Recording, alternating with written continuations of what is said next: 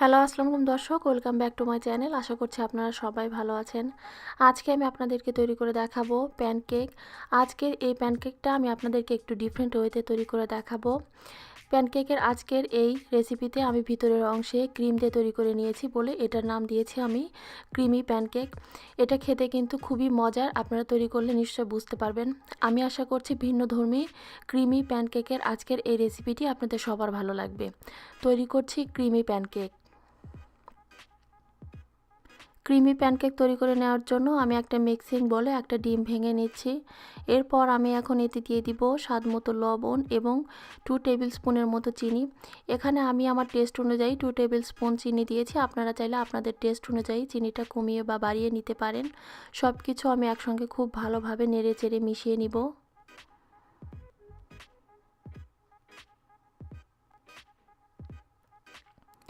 ডিমটার সঙ্গে চিনিটা আমি খুব ভালোভাবে ফেটিয়ে নেওয়ার পর এখন আমি এতে দিয়ে দিব ময়দা। এখানে আমি হাফ কাপের থেকে একটু বেশি পরিমাণে ময়দা ইউজ করেছি। এরপর আমি এখন এতে দিয়ে দিব 1.5 কাপের মতো লিকুইড দুধ। দুধটা দিয়ে আমি খুব ভালোভাবে ময়দাটার সঙ্গে একসঙ্গে খুব ভালোভাবে ফেটিয়ে নিব।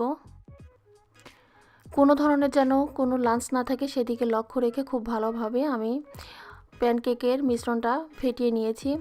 এখন আমি অন্য একটা মিক্সিং বলে বাকি অর্ধেকটা প্যানকেকের মিশ্রণ ঢেলে নিব।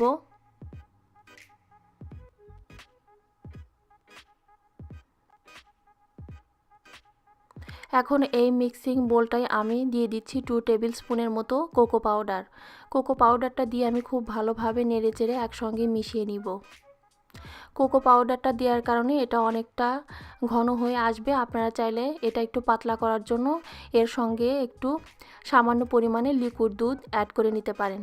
এই ধরনের আমি একটা সস সিরিঞ্জ নিয়েছি।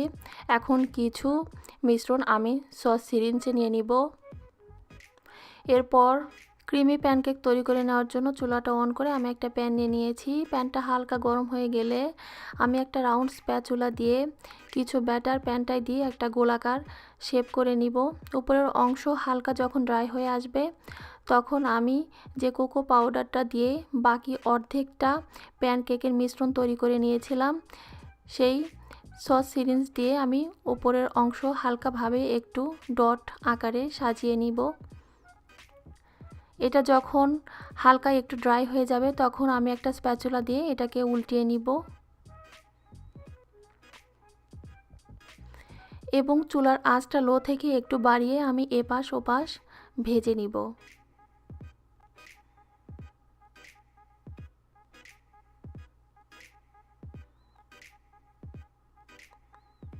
প্যানকেকটা আমার তৈরি করা হয়ে গিয়েছে। এখন আমি বাকি সবগুলো প্যানকেক এভাবে তৈরি করে নিব।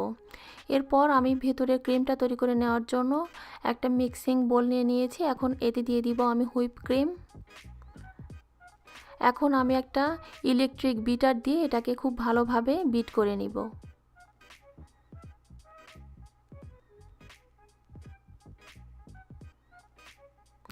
লো স্পিডে আমি কিছুক্ষণ এটাকে খুব ভালোভাবে বিট করে নিয়েছি। এরপর আমি এখন এতে দিয়ে দিব 1.5 টেবিল চামচের মতো পাউডার সুগার। পাউডার সুগারটা দিয়ে আমি অল্প একটু বিট করে নিব। বেশি যেন বিট না করেন সেদিকে খেয়াল রাখবেন, কেননা এটা যদি বেশি বিট করা হয়ে যায় তাহলে কিন্তু এটা থেকে পানি চলে আসতে পারে। এটা আমার খুব ভালোভাবে বিট করা হয়ে গিয়েছে। ক্রিমটা আমার তৈরি করা হয়ে গিয়েছে। এখন আমি যে প্যানকেকগুলো তৈরি করে নিয়েছিলাম সেই প্যানকেকটা উল্টিয়ে আমি একটা স্পুন দিয়ে কিছু ক্রিম দিয়ে দিব। ক্রিমটা দিয়ে আমি এটাকে খুব ভালোভাবে ফোল্ড করে নিব।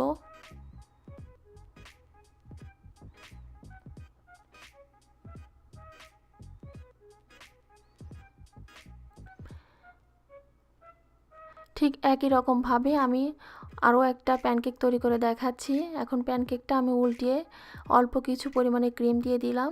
এখন সেমভাবে আমি এই প্যানকেকটাও ভালোভাবে ফোল্ড করে নিব। একই রকমভাবে আমি সবগুলো প্যানকেক তৈরি করে নিয়েছি। আমি আশা করছি ভিন্নধর্মী ক্রিমি প্যানকেকের আজকের এই রেসিপিটি আপনাদের সবার ভালো লেগেছে। আপনারা সবাই ভালো থাকবেন, আমাদের জন্য দোয়া করবেন। আল্লাহ হাফেজ।